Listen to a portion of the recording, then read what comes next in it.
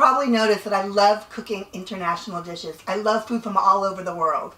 Hi, I'm Jill from thisoldgal.com. Today I'm in the kitchen with Jill. I'm going to make some Colcannon. That's right, Instant Pot Irish Colcannon. It's a wonderful traditional recipe in Ireland, and it's eaten, of course, on St. Patrick's Day, but it's also eaten throughout the world. Now you can make it with kale or with cabbage. What's wonderful about making Colcannon in a multi-cooker like an Instant Pot is that there's several functions, like a saute function, so we can do everything in one pot. So I'm really excited to show you this recipe today. Okay, so now we'll start the Colcannon. Let me get this tied. Let me tie this for you. Oh, thank you. The first thing you want to do is to cut the potatoes into chunks and soak them in cool water. So I've had this in water in the steamer basket, and I pulled it right out of the water, and it'll go into the Instant Pot. Okay, so easy as that. So what you want to do first, before you put them in, take about 1.5 cups of cool water and pour it right into the pot. And take your potatoes from the water, which we've already done before. So it's 3 pounds of cut up russet potatoes. Put them right in, easy as could be. So we're going to close the pot, just like that. Gonna close the pressure valve. I'm gonna come down to the panel, and we're gonna set the time. You either put your pressure cook button or your manual. We're gonna push that, and we're gonna come down and we're gonna set it for 7 minutes. After the 7 minutes is up, we'll wait a few minutes, and then we'll let the pressure release on its own, and we will open the valve and release the rest of the pressure. We'll see you in a little bit. So we've let the pot manually release for 8 minutes. We're going to release the rest of the pressure, like that. Alright, so the float valve has dropped, and we can safely open up the lid. Like that. Alright, so after using the steamer basket, all I have to do is remove it. It's hot, Ed. And you want to put it over here for me? Yeah, can you? Please? Yep. Alright, so Ed is going to dump the water out, and we're going to right away add the butter that I've cut up into the pot. While the potatoes were cooking, I washed some kale and I cut it into ribbons. So we're going to saute that. It's going to be terrific. Okay, so the pot, Ed dumped the water. We've got about 4 ounces of butter like that. Goes right into the pot. Looks good. Let that melt. We're also going to hit cancel, and then we're going to hit saute. Alright, so we're going to saute just for a couple of minutes. So we're going to dump this in. This is about 4 to 5 cups of kale. Put that right in there. And just, oh thank you, and just let that saute down. Kale cooks really fast. So we just want to basically get it hot and a little bit wilted, like that. All right, so while that is sauteing, we're going to add 1 teaspoon of salt. That's 1/2, and here's another 1/2. Sea salt. You can always add more salt on your own. And we're going to add about 1/2 teaspoon of black pepper. Of course, you can always add more black pepper or less, depending on your own liking. After everything's mashed together, we're going to add some fresh scallions. And maybe you can go outside and pick some scallions for us. You need the whole thing or just the green part? I need the whole thing, and I need about what's equivalent to 4 scallions, grocery store scallions. Ed scallions are gigantic. Okay, Well, so there we go. Alright, so that's sauteing. And the Colcannon is going to be gorgeous with the white potatoes and the green kale. Okay, so this is now sauteing. It's just about ready. I've got a potato masher. So we're going to add the potatoes right in, and we're just going to smash them down. See, isn't that perfect? It wilts super duper fast. All right, we're ready to add the potatoes. See how nice they are? Perfectly cooked. Just dump them right in. I'm gonna mash. Take a potato masher and mash them like that. At this point, you're gonna want to get it off of saute. Just put it back on warm. Cancel and put it on warm.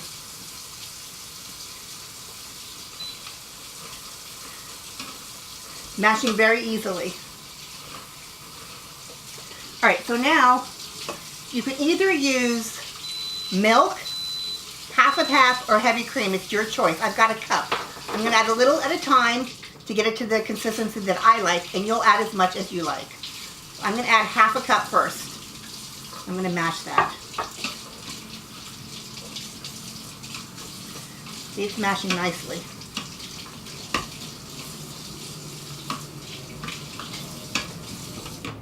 So as we're mashing, you can see that the potatoes are absorbing the milk. I'm gonna add a little bit more milk. The rest of the milk right in. So I'm using a whole cup. And again, use cream, half and half, or milk. Whatever you prefer.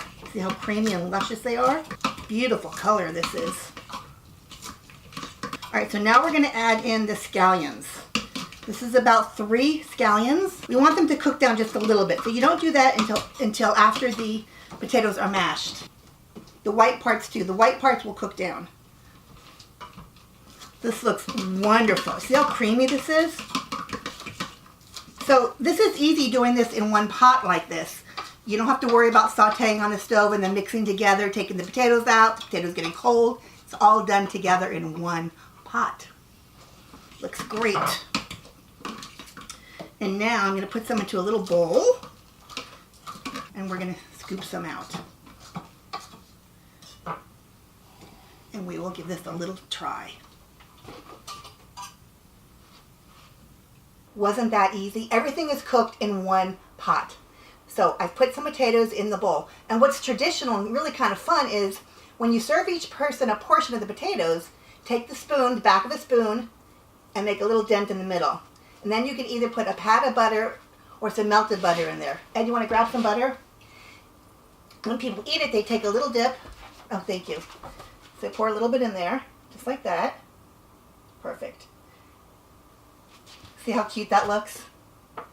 Nice little pat of butter in the middle. So what you do is you take the potato and you dip it in the butter. I'm going to take a test. Looks great, right? Yeah. Oh, look, he's taking it from me already. All right, so... I'm the royal taste tester here. I have to make sure it's okay for Honey to eat it. You just took it from me. All right, so you let me know how it is. Pretty good, right? It's creamy. It looks creamy. Yeah, I love mashed potatoes. This is different. This is good. And I love that it has the green specks in it because, you know, for St. Patrick's Day, you have the potatoes and the cabbage, and people usually use the cabbage that's a white color. This way you give yourself some color in the potatoes. Now, if kale is hard to find in your area, go ahead and use green cabbage. Even spinach is good. What else? Mustard greens, Swiss turnip greens, chard. collard greens. Really? Yeah, seriously, really, any greens is great. It works in this, so let me give this a try. I'd like to try it with the cabbage. Oh yeah, that'd be great. Yeah. Fried cabbage is delicious. And bacon grease? Oh. Oh my gosh, you guys, this is so creamy. And the kale, it wilted just perfectly. You know, you don't want to saute it down to nothing and make it mushy. You want to just get it wilted, and so when you add it, there's still a little bit of a bite. And the scallions, oh my gosh, the scallions take it over the edge because the green parts of the scallions will wilt down a little bit, but the white parts will still be a little bit crunchy. So as you're eating it, you've got little pieces of little crunchies in it, so it's really nice. And bacon. Onion. What? Onion. And Ed likes bacon over it Hoorah. Sometimes as a garnish. A lot of people will do bacon.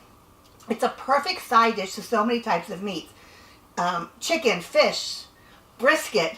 You can make a meal of this all by itself. You really can. I mean, listen, you've got the starch and you've got the vegetable, but really you do need a protein.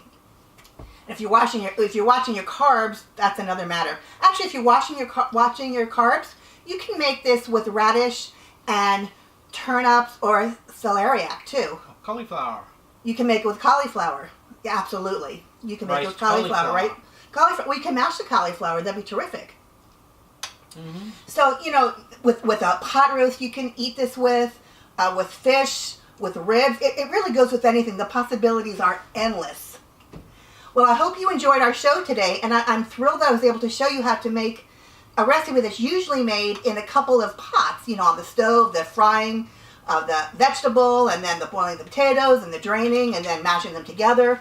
That's a pain. This is all in one pot. So... Need more butter.